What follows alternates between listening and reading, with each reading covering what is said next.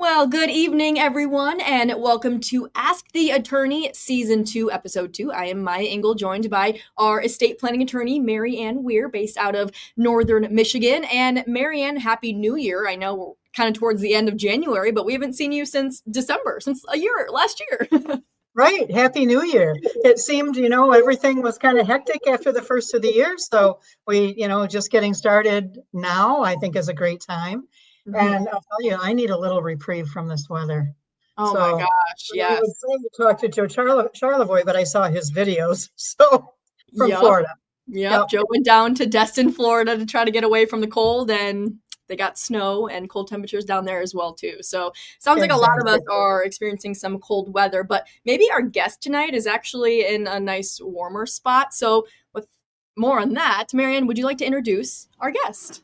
I'd love to introduce our guest. And I have to say, he was pretty forward thinking and left the cold weather and is now in Arizona, right? Unlike those of us who are dealing with negative temperatures right now and icy roads. So at any rate, this is Jon Braddock. I think of him as a friend. I think of him as very influential in the community, the larger community of estate planning attorneys and estate planning professionals. And as I've told you, I have a large network of people around the country. Jon is part of that network, and he's also part of helping build that network for me. So he's just got amazing stories. And so I think, Jon, I'll let you introduce yourself. I know you're an author, you're a podcaster, you've designed systems. I mean, you've done a lot in the area of estate planning. So I'll let you.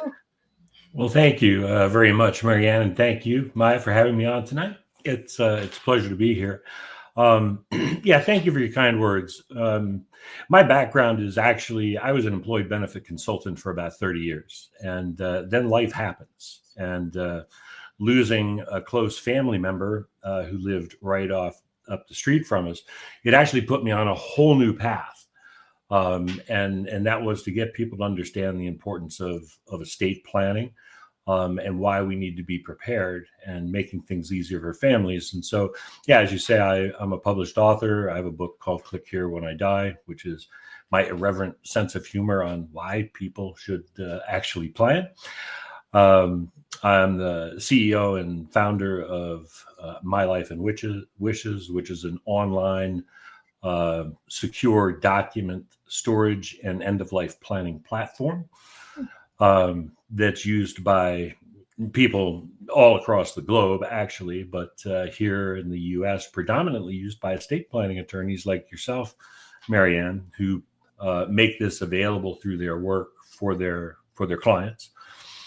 And I'm the host of a podcast called Estate Planning Nightmares and How to Avoid Them, which is probably what I enjoy the most because I talk with wonderful estate planning attorneys from around the country, much like Maryann. We have fun conversations and we share stories. And some of the stories that I hear are nightmares. They have a lot of similarities, but they all have one thing in common. That is, they are all completely avoidable if people would simply plan. So that sounds a lot like an episode that we did last year, Maryann. We talked about a lot of the do's and don'ts of estate planning and what can go wrong. And so it's interesting that you have a full podcast of all the things that could go wrong. But just really, like you mentioned, Jon, highlights the importance of the work that attorneys like Maryann are doing. Absolutely. The statistics, and I'm sure your listeners already know this, Maryann's talked about it, but only about 50% of the people in the United States have done any planning, whereas 100% need to. And so, I look at my mission in life really as two things. One is to educate people that these are things that can happen. So often people will say to me, "Oh, yeah, I have time. I can plan for that later." And my response is, this is not taxes. We don't, we know the date of April 15th, right? But I don't have a crystal ball when I'm going to be here. And as I tell people, death is not just for old people. We see it every day and it's unexpected. And some of the biggest tragic situations that I have seen and hear about are, young couples with small children who have done no planning. There's guardianship issues, family fights that last, in some cases, a lifetime, where family members don't talk again, and probate issues that last years. I think that's interesting that you bring up the young family. That is a passion of mine. It's hard to pull them into the office, right? Because it's time, they've got money, they need to spend their money in other places. There's a lot of other things going on. But the fact is, when you stop and think about it, and you have your most precious cargo is your children, and you haven't planned for them, that's a hard pill to swallow. And imagine if your child died, your brothers and sisters and his brothers and sisters and aunts and uncle, people are going to be wanting to raise those children and just cause more and more conflict. So Yeah. I think it's interesting you brought that group up. It's a hard one to reach, but Well, it's super prevalent. Seen it happen. I have a son and daughter-in-law who are in their late 20s. I have my first grandchild from them who's just coming up on a year old. They live here in Arizona. Her family lives in Northern California. And, from the moment that child was born, I was pounding on him, you need a plan. I mean, God forbid something happens to the two of you. Do you want, her parents fighting with us and having the courts involved and trying to decide who is better capable? You need to make your wishes known for things like your children, things like your healthcare directives, when, giving you a voice when you don't have one, if you're incapacitated. And then finally, what to do, after you're gone, because for most families, when they lose a close family member, it is a nightmare. It is like a scavenger hunt on steroids, trying to track everything down, find the documents. Do they have life insurance? Where is it located? Where are all the assets located? What are the debt obligations? And I actually like to refer to it as the morbid scavenger hunt, because that's when my kids would have to show up at my house and dig through all of dead dad's drawers to try and find everything and make sense. And so that's why we created the Legacy Vault by My Life and Wishes, which is an online solution that's ultra secure, that if, God forbid, I didn't make it home tonight, my daughter in Florida would have access to everything she needs to know right now from anywhere on the planet. I provide My Life and Wishes to all of my clients for the first, pretty much the first year until the 1st January, and then they're part of a client care package for me. People continue the client care package. I continue to provide My Life and Wishes. But it is I put everyone's documents there to begin with before I turn the thing over to them, and then encourage them to upload their statements, their information. People don't know who's the life insurance agent, the car insurance agent, the house insurance agent. You know what? If you die and you're the only one that owns that house is no longer insured. There are things that need to happen. So My Life and Wishes, I think, is an amazing tool. And I think that my clients really like it. There's some that have really embraced it. I have one person that is a security guru, like an IT security guru. They were a little uncomfortable until they tested the security, and he's like, it's it's as solid as it's going to be, right? So he felt comfortable uploading his information to it. I love the tool. I can see all kinds of benefits for it. Sounds like it just makes things easier to have everything in one place that is easily accessible. It is Exactly. easily accessible from anywhere, right? So Yeah. if your family wasn't in Arizona and they were in Michigan freezing, they could still get to it. Exactly. Well, and as I say, our story was when my father-in-law died, and he lived right up the street from us. It took us nearly a year digging through boxes and things to try and track everything down and find where everything was located. And my Some Secrets Shouldn't Be Taken to the Grave story is we found a safe deposit box key with no identifying bank. And so we went to the two banks we absolutely knew he banked at. No box. Now, the man saved stuff, right? So imagine the 80-year-old man, been in the house for 40 years, his home office, he never threw anything away. It was a mess. So I'm starting to think, he probably had a box at one time, but he couldn't find the key when he went to close it, right? And so it got left behind. Well, my wife, she wasn't convinced. So she kept scratching at that itch. And so after 2 weeks of contacting every financial institution within the geographic area, she finds a box on the north side of the city that only he and the bank knew existed. And of course, he wasn't saying anymore. Inside that box was 752 paper shares of IBM stock. Wow. Yeah. And, the thing is, it's like, well, I have time. I'll make sure family knows where everything is located when it happens. And that's why there are, literally billions and billions of dollars in unclaimed assets that are floating around out there because people pass away and they haven't shared with family. And when we went through this experience, my first thought was, if something happened to me, my kids would not know who my attorney is, who my financial advisor is, accountant. They wouldn't know the banks I banked at, the kind of accounts I have. They wouldn't know if I had life insurance and where to find it. They wouldn't know if I had a trust or a will. They wouldn't know how to take down my 457 digital identities. All the things are on auto pay and recurring pay.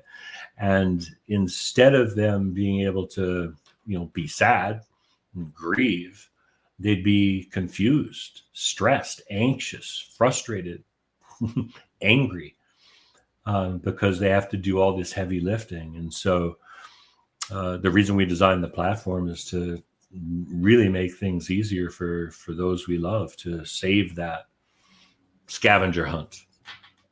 And that really is the goal of creating an estate plan, is making things easier for your loved ones when you are gone. And like you mentioned, you just really never know when that could happen. Everyone wants to think, I'm going to live to 100. I have time to tell my family about all this. But let's be honest, that for most of us, we won't live that long. And you really just never know when it will be your time. So this is a question for both of you, Maryann and Jon. Would you say one of the biggest things that maybe holds people back from creating a plan is that thought of, I have time, I'm young, I'm not going to die anytime soon?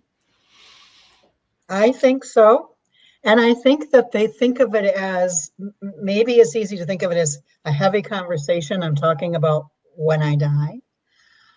No one comes in my office and talks about when they die. I mean, we talk about their stuff, what they want to do with their stuff.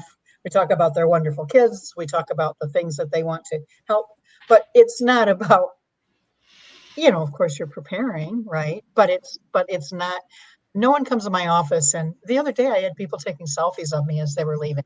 So I think it's a reasonably good experience. Yeah.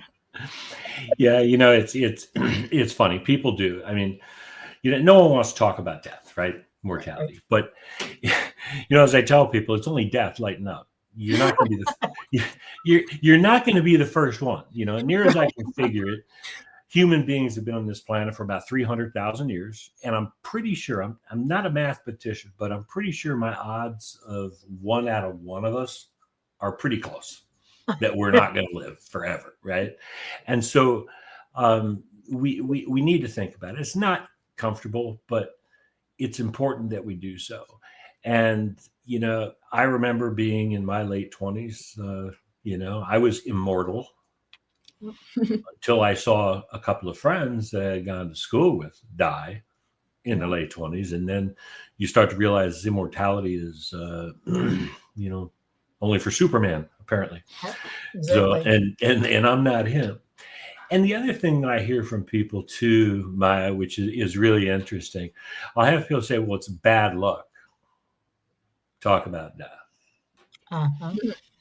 And it's like, what do you mean? Well, if I talk and then plan for it, well, then it's going to happen. And it's like, and so here's my analogy. And I'm pretty sure I can say this on your live stream, but we talk about sex all the time. It does not make us pregnant. talking about death, I'm pretty sure, is not going to make us dead. So, so therein, people, are all the excuses. You don't have a crystal ball. You're not going to live forever, and talking about it will not make you dead. Therefore, get your planning done.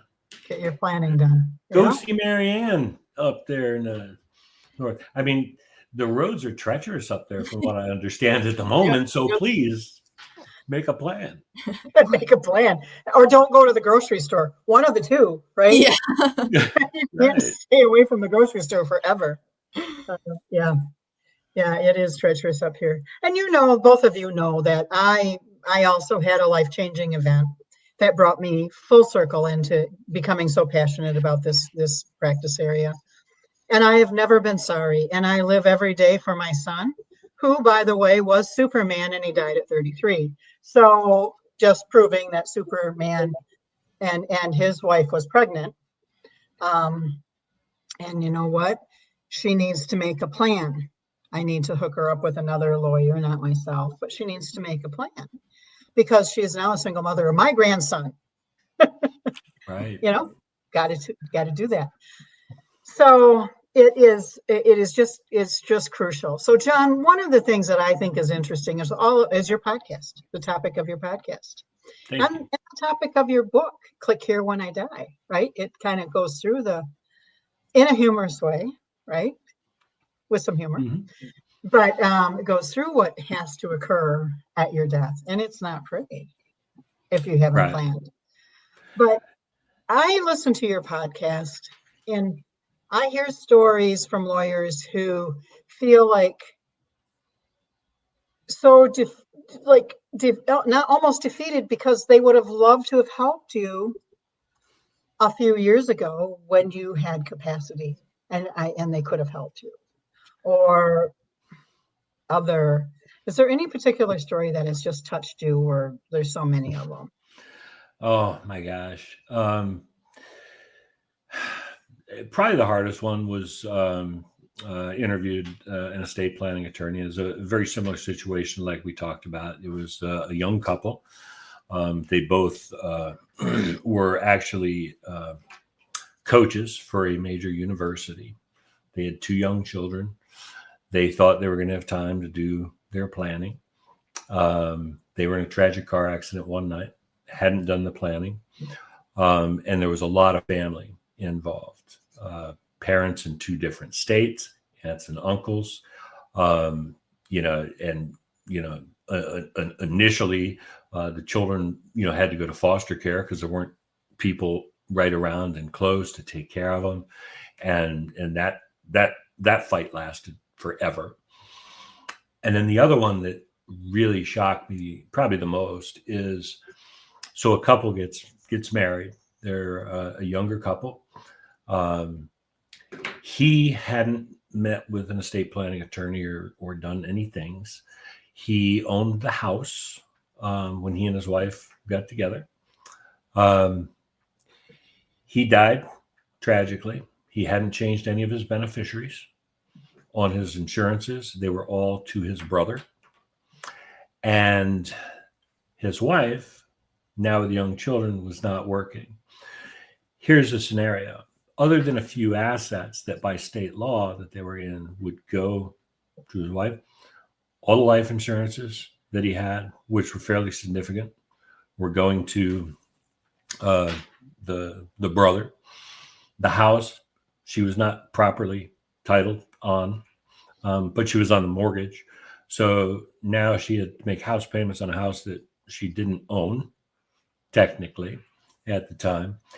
And to make matters worse, she's selling the house, moving in with her parents, trying to find a job, and her brother-in-law not giving her a dime to take care of, his niece and nephew, right? And yeah, it's just shocking. And this stuff happens, which is why, probably the thing I enjoy the most is doing the podcast and hearing the stories, because I want people to hear the things that happen. And that is a nightmare situation. I couldn't imagine, someone dying and then realizing everything is going to your brother, and your brother's not giving anything to your wife or your children, and she is enduring massive hardship after losing, the one person that she counted on the most, all of which was so simple. You meet with an attorney. They will take you through the process. We'll make sure beneficiaries are the way they should be and things are updated. And we make sure that legal documents are in place and that you do own your home, and other things. Yeah, it was ugly. Oh, that's just shattering, just a shattering story to think that I can't even put myself in her position. I can't even imagine. I just can't. So I wanted to go find the brother-in-law. Oh, well, I think mine are too. That is because my love for people says, I want to do what that person would have wanted me to do. That husband and father never would have wanted that to happen for his children and his wife. And so I don't get it. It's another one of those puzzles in life I don't get. But that is why you plan, right? It's why you plan. So your stuff, I had a person call and say, my mom had a very large retirement account. She named her husband as the beneficiary. They've been divorced for 7 or 8 years. Who gets the money? And my answer was, you probably should call somebody, but the beneficiary gets the money, right?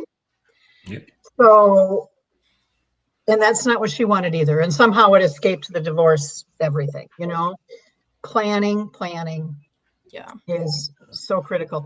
And then part of, I think, Jon, you find good practice or best practice with a lawyer is not just planning once, but coming back every so often. I know you and I have talked about the client care packages. And I know a lot of lawyers that provide them. I don't. Up here, I do. I provide it, but people are kind of like, well, that's interesting. But it's so I can build a relationship. When something happens in your life, you'll think of me. We'll see each other every year or 2 years and kind of go over this stuff. You still married to George, or whatever. And it's just so critical. Or as you say, you own your house alone, but your children, what are you going to do here? You have no planning. So there's a lot more to estate planning than just, it's not transactional. It's not like once and done, right? A lot of people think it's a one and done, and it's not, because life changes. I mean, especially if you're doing an estate plan and a trust for people, to keep things private. And, the real purpose of that trust is to keep the family out of court at the end of the day. But a lot of people simply have a will. And even if they simply have a will, yes, they're still going to have to go through probate and do other things, but at least they're expressing what they want to have happen, guardians and those kind of things. But here's the thing. When we were going through my father-in-law's stuff, digging through boxes, I said to Michelle, I said, honey, I have good news, I have bad news. She said, well, what's the good news? I said, the good news is I finally found the will. She said, oh, that's great. She said, what's the bad news? Now, before I answer that question, he died in 2013, so we're talking 11 years ago at this point. Okay. Obviously, been an adult for a long time, as had my wife, right? So she says, what's the bad news? I said, the bad news is it looks like you have to move to Milwaukee and live with Aunt Jean and Uncle Ed. Right? That document was 40 years old. Things change. So yeah, it's not one and done. Get a plan done, put it in place. And then at least every couple of years, review your life circumstances. Things change. I mean, hey, I visit with my estate planning attorney every year because, my wife and I have 6 kids between us, and, who knows, between now and next year, I might decide I don't like one of them anymore. I might need to change something. So you spoke of, I'm sorry. No, go ahead, Maryann.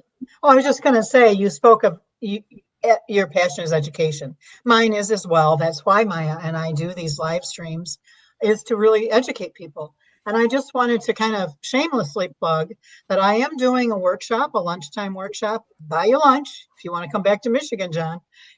But on February 4th in Suttons Bay at the VI Grill.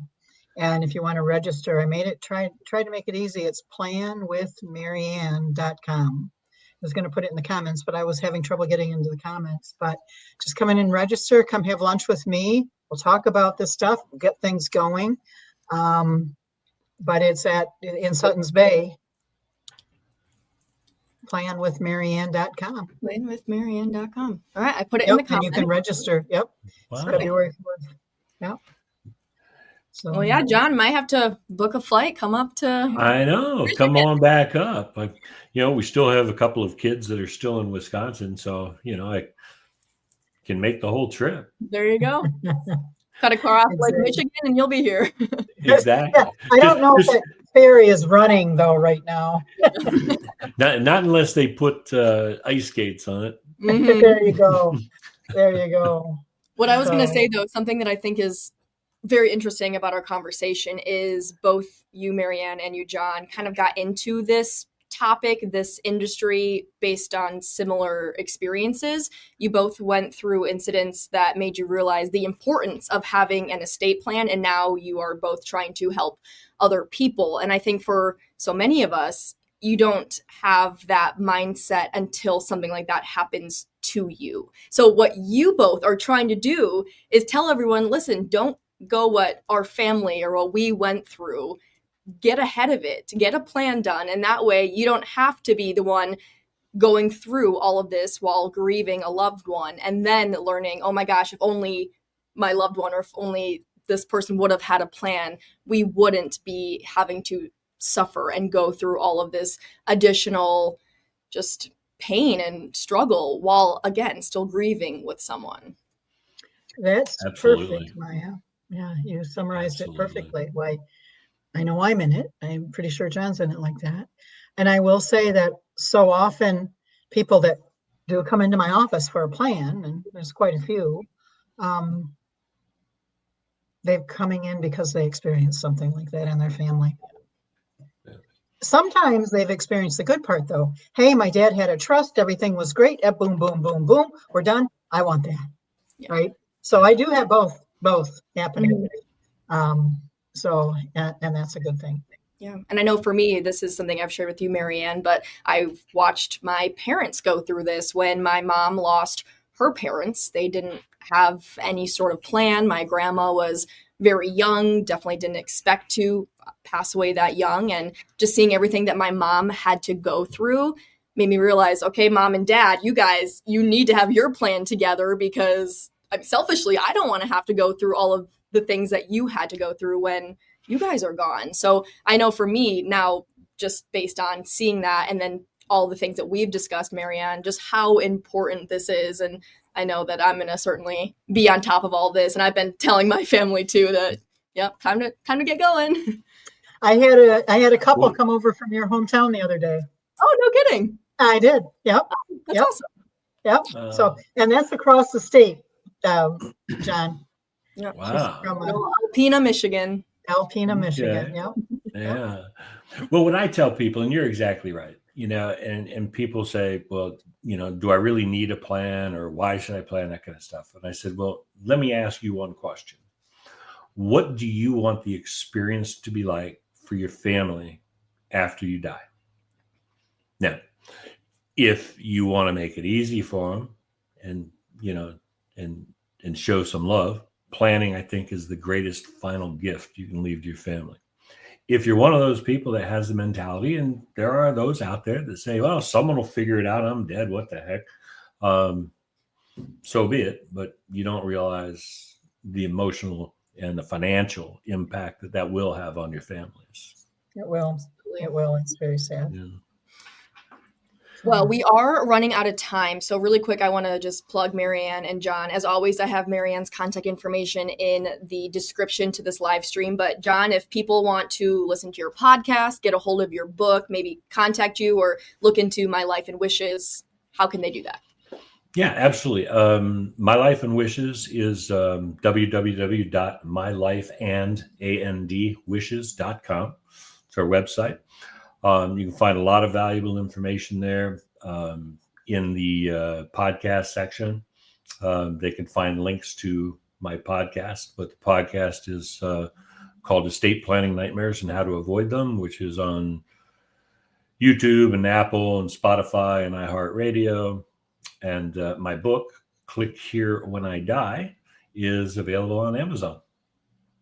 All right. Well, there you go. And if anyone has any questions for me, or anyone has an interesting story they want to share and be on the podcast, they can certainly email me at Jon, which is JON, at mylifeandwishes.com.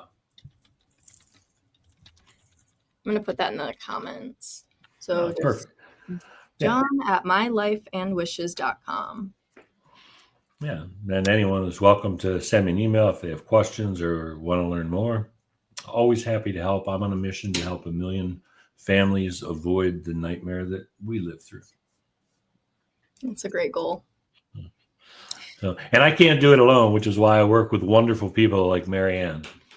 Yes. It's been a great meeting, Jon. You met him very early in my estate planning career, and he just really lit my fire, more than it was lit, right? I mean, just really. So yeah, it's been great. It is great. Mm-hmm. So Jon, thank you for joining us, Jon. Yes, thank you so much. It was so great to have you on guys. Ask the Attorney. We really appreciate it. And Maryann, I will see you again on our next episode. So season 2, episode 3 next month. And just a reminder for all you folks watching, you can always send us any questions. So, the name of our segment is Ask the Attorney. So if you have any questions for Maryann at any point, you can always send them to our newsroom email. That is just newsroom@UpNorthLive.com. And we will be sure to answer all of your questions during our next segment. But thank you so much for joining us tonight. Oh, go ahead, Maryann. I just want to point out, planwithmaryann.com only has one N in the word plan. Shoot. All right. Don't worry, but I'm just pointing it out to the, yep. I'm going to delete that. That's embarrassing. No, that wasn't, it's like I didn't have my red pen out. I wasn't circling it, but I did think if people want to come, we'll get them there with planwithmaryann.com. Okay. Yep. The correct spelling one should be up now. So there we go. All right, Maryann and Jon, thanks again for being on the show tonight. We really appreciate it. And we'll see you next time, Maryann. All right. Sounds great. Thanks, Jon. Take care, everyone. Thank you. Bye-bye.